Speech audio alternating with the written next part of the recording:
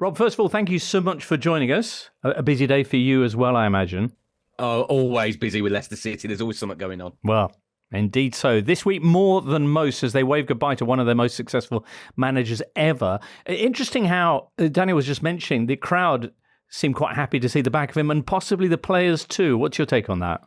I think it's with a heavy heart that they've made this decision. There was a number of fans that wanted him out, and they made their feelings known again at the end of the Palace defeat. Obviously, everything was raw. You've just conceded a last-second goal to condemn you to another defeat. It felt like it was just continually the case that they were going into these games coming out with nothing.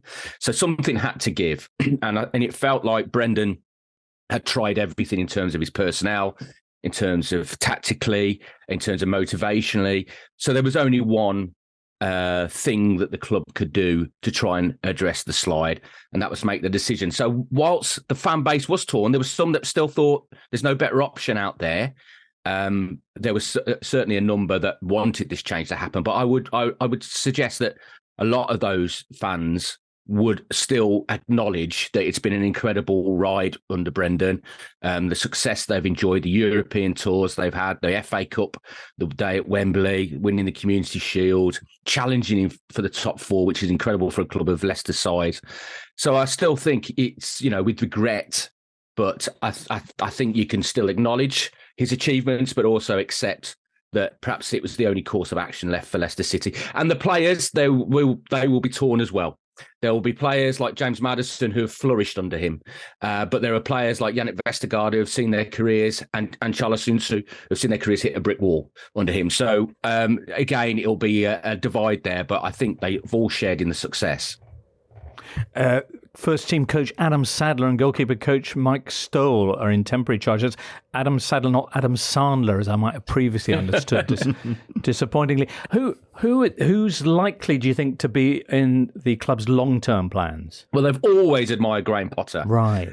They've always had a succession plan in place, for not just for players, but for managers as well. And Brendan certainly was top of the list when they decided to get rid of Claude Puel. But what Graham Potter achieved at Brighton, that always was on their radar. Thomas Frank at Brentford, what he's achieved, that was always on their radar.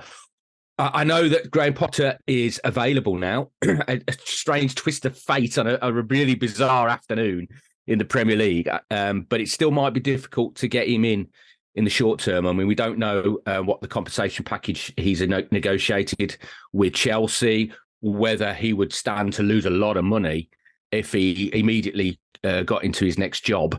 That's something Potter would have to weigh up, but certainly Leicester would be very interested in him. There's other names that are available that are less complicated to bring in. I mean, Rafa Benitez has been mentioned. Adi Hutter, the former Borussia Mönchengladbach coach as well, is somebody else that I've heard mentioned as well. So there's a number of candidates. It all depends whether Leicester decide on getting a short-term fix to keep them in the Premier League now and then look to the future in the summer, or they believe they've got the right man now and just run with it. Yeah, that's exactly what I was going to ask you, Rob. How much of a priority is it for Leicester right now to get a manager quickly, considering they're in the relegation zone? And what are they thinking in terms of, solutions? Short term, mid term? Oh, they've really got to assess who's available. I've got to emphasise, they didn't want to do this. This isn't part of a plan. This isn't something they decide, because if they were going to do it as a strategy, they would have done it in the international break when we should have given them more time to bring somebody in. This is basically a realisation that, hang on a second, this isn't going to change unless we change it. So they don't have somebody lined up. They have names in mind, but it's whether they can get them, whether they're achievable. And that's what they're going to find out in the next few days. So it's a gamble, actually, to get rid of Brendan at this stage. But they think it was the only course of action for them. So those names I've mentioned, they will be exploring them, see who's available, who they can bring in, but they need to bring somebody in very, very fast. They've got back-to-back home games this week. Mike Stow is taking charge as a caretaker for the 5th time. So he knows what to do in these situations. He's been at the club a long, long time, the goalkeeping coach.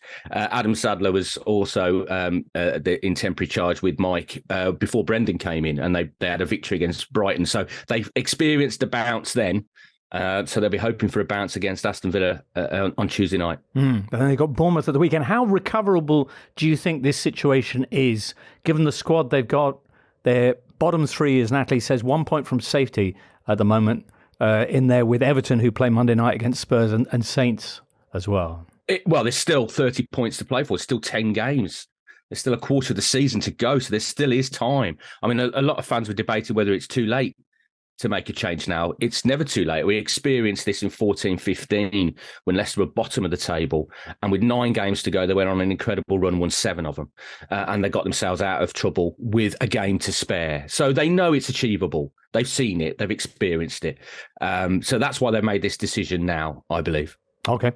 Excellent. Rob, thank you so much for being with us. And good luck with your week. The Totally Football Show podcast is available 3 times a week, bringing you all the football news you could reasonably be expected to care about. We've got views, we've got stats, we've got analysis, we've got some of the best football writers around, and the whole thing is absolutely free. So have a listen on Spotify or Apple Podcasts or all the usual places by clicking on the link below.